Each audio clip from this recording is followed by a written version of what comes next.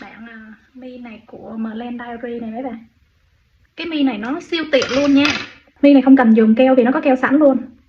Mấy bà cứ vậy thôi là gắn lên nè.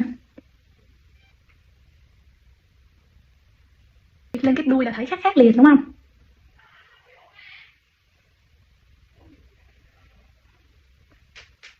Hồi xưa là không biết dán mi, là một cặp mi của tôi là tôi phải ngồi 30 phút mà nó chưa có cái mi cuộn như thế này á. Nó toàn là cái mi mà kiểu cái mi nguyên một mi luôn á, một đường mi luôn á. Là tôi ngồi rất lâu, tôi không biết dán mi, thấy không? Bây giờ 1 phút này là thấy có bộ mi rồi, xinh không? Mấy bà thấy xinh không? Mi này là mi kiểu mi của Jennie á, mi cáo, mi hồ ly gì đó, trời ơi xinh lắm, thấy chưa mấy bà ơi? Nhìn đây xinh chưa?